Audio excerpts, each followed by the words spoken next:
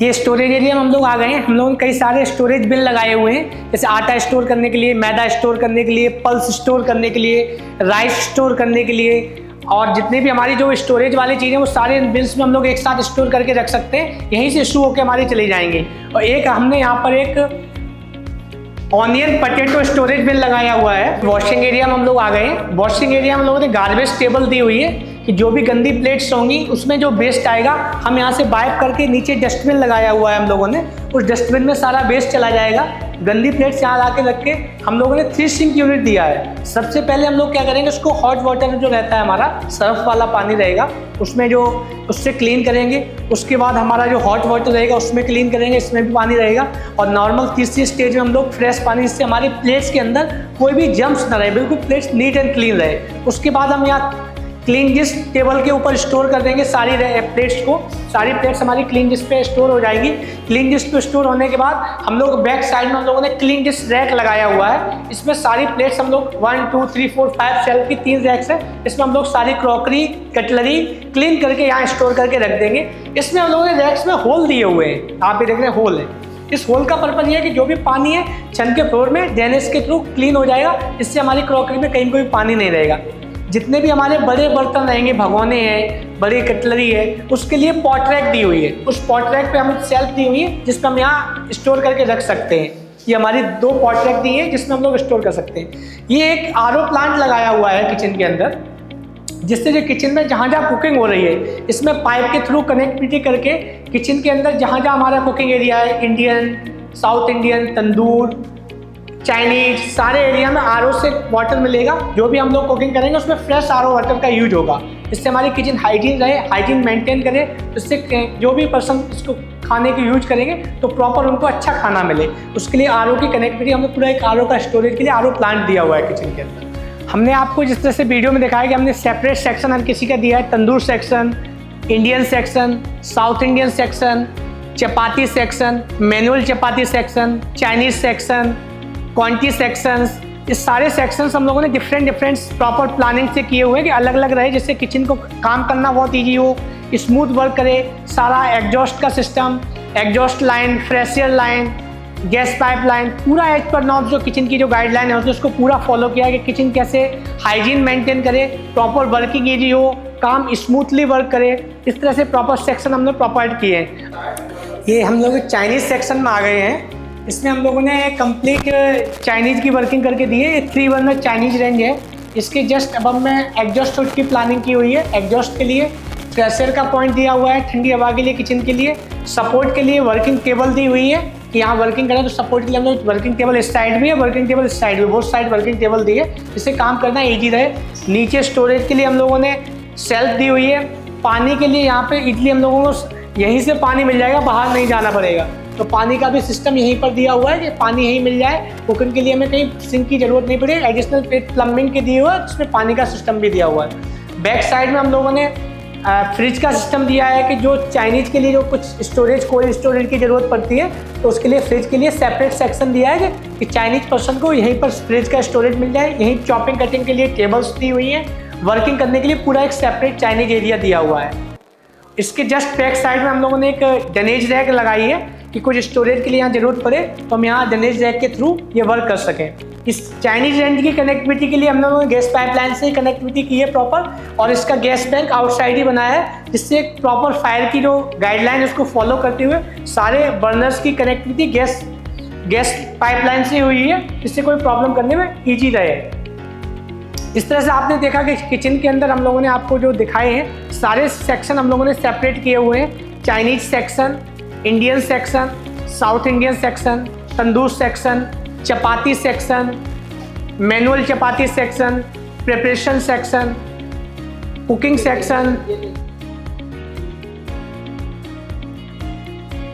ये working table दी हुई है, नीचे सेल्फ दी हुई है कि आप अपना कुछ भी सामान यहाँ स्टोर करके रख सकते हैं। इसके जस्ट बगल में हमने एक पिज़्ज़ा वो ओवन दिया हुआ है। इस पिज़्ज़ा ओवन में आप अपना पिज़्ज़ा बना सकते हैं। पिज़्ज़ा को सपोर्ट के लिए जो पिज़्ज़ा मेक लाइन चाहिए होता है वो पिज़्ज़ा मेक लाइन भी हम लोगों ने जस्ट बगल में इसकी प्लानिंग दी है क्वांटिटी सेक्शन के लिए कि आप अपना यहाँ पिज़्ज़ा इडली बना सकें। पिज़्ज़ा मेक लाइन के लिए कोल्ड स्टोरेज की ज़रूरत होती है तो पिज़्ज़ा मेक लाइन दिया है। इस पिज़्ज़ा मेक लाइन पे आप इजली वर्किंग कर सकते हैं। और यहाँ से आप पिज़्ज़ा का डो बना के प्रिपेयर करके यहाँ पर रख से आप पिज़्ज़ा इजीली प्रिपेयर कर सकते हैं। तो इस पूरे सेक्शन की प्लानिंग प्रॉपर तरीके से की गई है, जिससे कहीं भी किसी चीज़ के लिए कनेक्ट भी इजीली आसान रहे। और ये हम लोगों ने एक चपाती सेक्शन बनाया है, जिसमें ये चपाती प्लेट विद पफर है कि ये इस पर मैनुअल वर्क रहेगा। ये चपाती मशीन है जिसमें आपका पूरा कंप्लीट ऑटोमेटिक रोटी मशीन दी हुई है, जिसमें रोटी आपको 1000 रोटी पर आवर हम इजीली वर्किंग करके दे सकें। ये चपाती सेक्शन में हम लोगों ने सिंक भी दिया है, कुछ पानी की ज़रूरत पड़े तो पानी भी हम पानी का यूज कर लें। और इसी के चपाती के लिए हमने एक टेबल भी दी हुई है, जो उनको रोलिंग के लिए या जो भी काम करने के लिए ज़रूरत पड़ती है तो इसका प्रॉपर वर्क कर सकते हैं वो। नीचे सेल्फ भी दी हुई है, जिससे स्टोरेज कुछ करना हो तो किचन के अंदर ही प्रॉपर स्टोरेज भी हो जाए, फ्लोर पे कहीं भी कोई स्मेल ना आए, कोई गंदगी ना रहे। ये हमने फुली ऑटोमेटिक रोटी मशीन लगाई हुई है।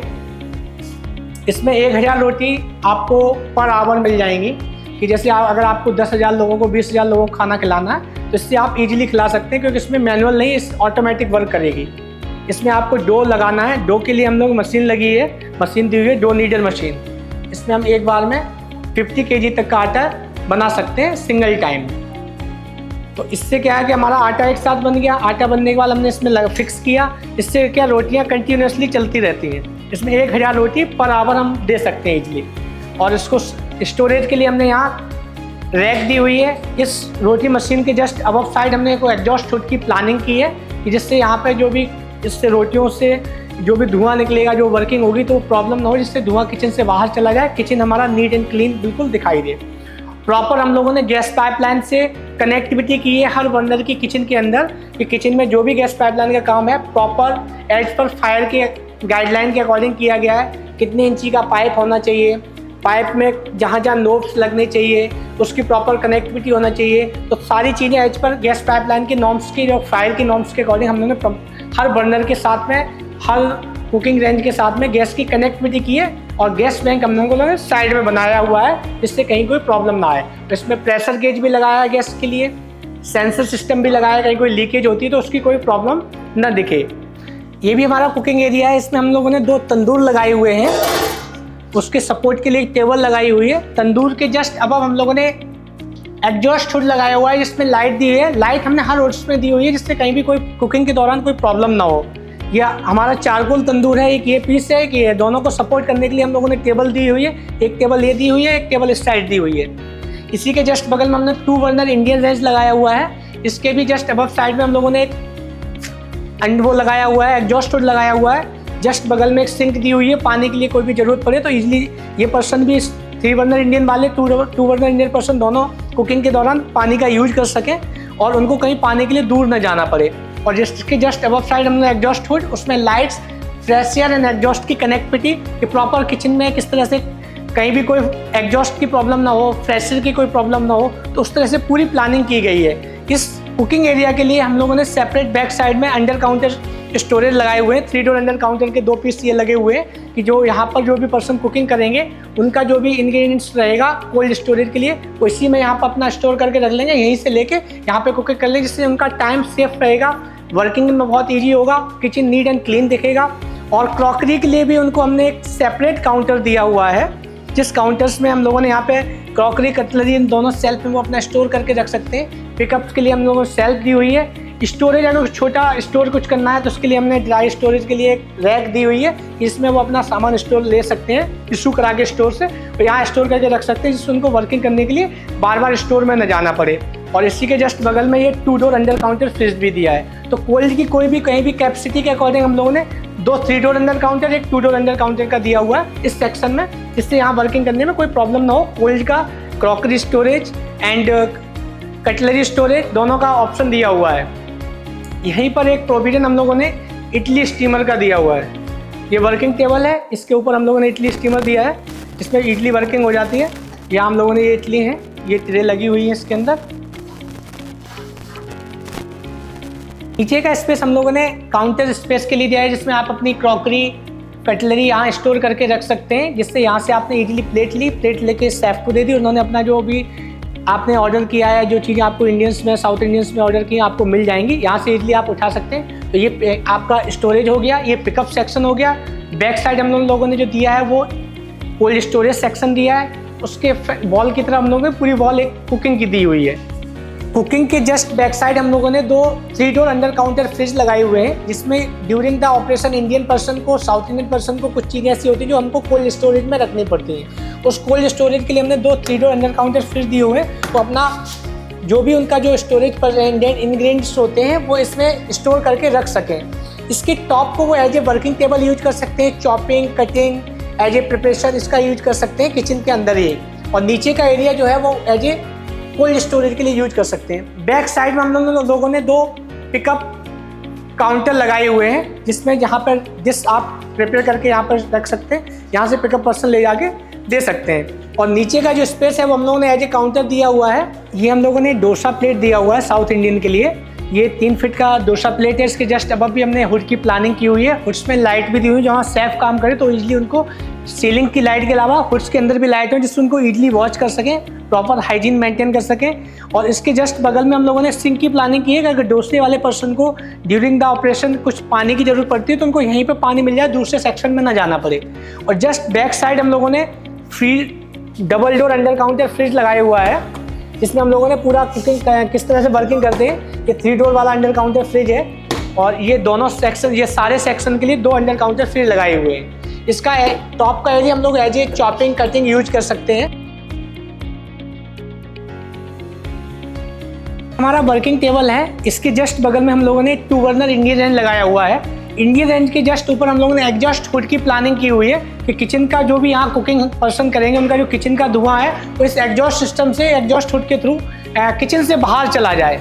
और जो सेफ या काम करें उनको प्रॉपर ठंडी हवा किचन के अंदर लगे, जिससे उनका किचन का जो एटमॉस्फेयर है वो 25 से 27 के बीच में मेंटेन रहे, ठंडी हवा किचन के अंदर रहे, किचन में कहीं भी किसी को कोई प्रॉब्लम ना आए।